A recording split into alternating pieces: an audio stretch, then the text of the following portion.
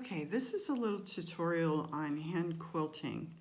So the first thing I do is, my method is a more traditional method of rocking the needle, and I use a hoop, and I use a quilting hoop, which is a thicker side. Mine's a very old hoop. I bought it probably 30 years ago, and it was inexpensive, but I know that Edmunds makes nice quilting hoops with thick sides, and you can go to their website and find retailers that carry Edmunds hoops. They're relatively inexpensive. So I have my quilt in the hoop, and we start in the center because you want to work everything out. You don't want to work towards the center because then you run the risk of having, wrinkles and fullness in the center. So you want to start in the center and work everything out. I put the quilt in the hoop and I smooth it out, the top and the back. Of course, I've already had it basted. And you pull it snug, but not terribly tight, because you need a little bit of give so that you can rock your needle properly. So it's in the hoop.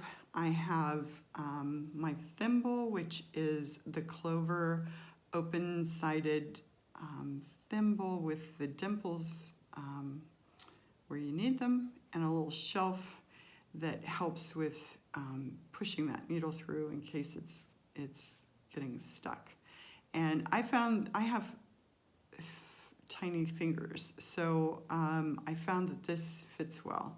And it is slightly adjustable. It comes in different sizes, but I can wear it for a long time, and it works. I used to use a leather thimble, but I found that even a leather thimble, when you're quilting a lot, eventually that needle will go through your leather thimble, and that's quite painful. So this works great. And the other thing I use is my thread is Valdani. And I like Valdani. It's just a personal preference, but I like that it doesn't have that shiny finish on it. It's strong. I'm using size 8, so you would want to use either size 8 or size 12. Size 12 is a little thinner. And I cut about 18 inches of thread and then put just a regular knot at the end. You don't want the quilter's knot that you wrap around your needle and pull through to make a knot. It's a little too thick for popping the knot in. So you just use a regular knot, and then you're ready to go. So when you quilt in the hoop, everything is done on the top of the quilt. You don't ever have to flip your hoop over. You don't ever have to worry about the underside, because the technique that I use ensures that the underside is going to look pretty darn good. So everything is done on the top. We bury the needle in bury the knot in the beginning. That's done on the top, stitch, and then at the end, we bury the knot at the end, and that's all done on the top. So I'm going to start. This is going to be my stitch line, and I'm just going to eyeball it. I generally straight stitch maybe a 1/4 inch from the seam. If you want to mark it, you can mark it with your favorite fabric marking pen, or I generally use masking tape because it's just easy. You can use it over and over again and just take it off, and you don't have to worry about any remaining marks that you can't remove. So your needle is in the dominant hand. Your thimble is on the middle finger of your dominant hand, and your non-dominant hand is going underneath the quilt. And I use the middle finger of my non-dominant hand to feel when the needle has come through the top. Generally, people that quilt a lot don't necessarily hurt their non-dominant hand, but if you worry about it, you can use a Band-Aid or another thimble if you want underneath. But you're just you're not really stabbing yourself, you're just feeling it.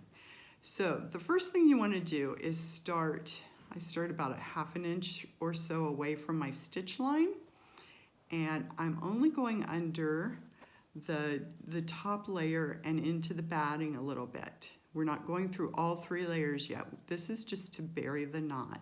So only under the top and in the batting, and I come up at my stitch line and then just give your knot a little tug and it pops in.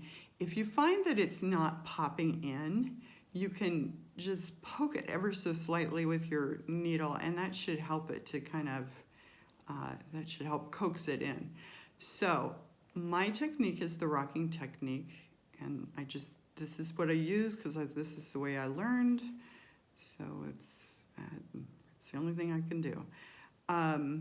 So we start with your first stitch perpendicular to the quilt, and I make mine about 1/4 inch. It's up to you how tiny or how large you want to go. Mine are about 1/4 inch. And remember that the space in between, my spaces are usually a little smaller than my stitch, and the space in between is the stitch on the back. So if you're really concerned about everything being the same, the stitch on the top, the stitch on the back, then you want to make sure that your space in between is the same size as your stitch on the top. Okay, so first thing is perpendicular. Poke it through all 3 layers, and underneath I can feel it with my finger.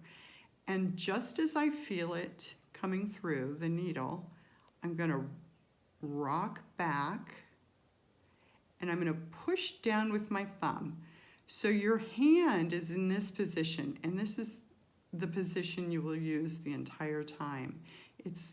I always say it's a backwards C.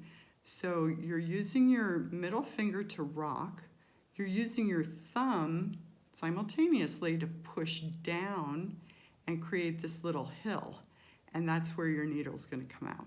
So push down, create that hill, and then your needle comes out. And then you go forward as big as you want that stitch. Do it again. Rock it back up, push down with your thumb. I'm going really slow and it's hard. And then come out. And you can generally do 2, maybe 3 stitches this way, and then you need to pull it through.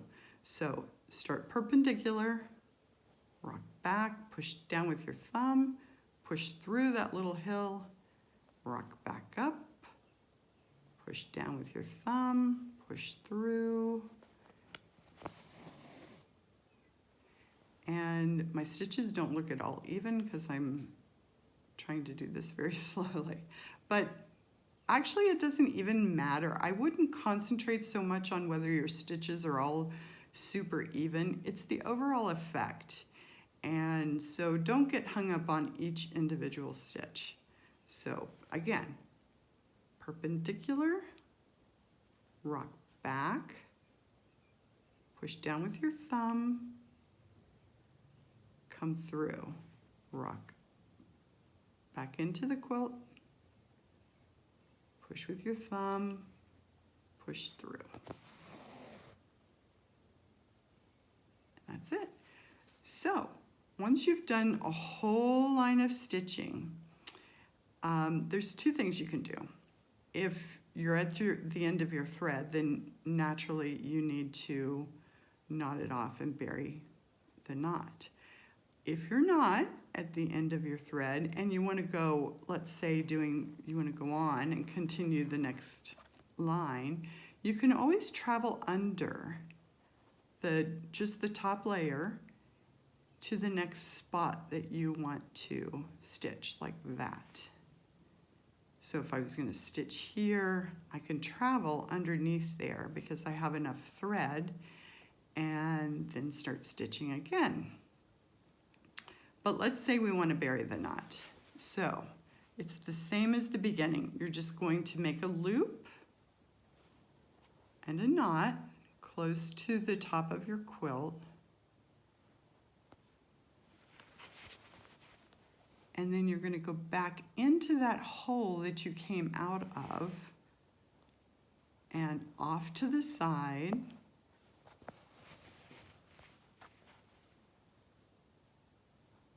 Make sure it doesn't get tangled. And bury the knot. And then just clip it off. So that's it. It's really pretty simple. It just takes a little bit of practice, and you know, once you get that rocking technique, you're good as gold.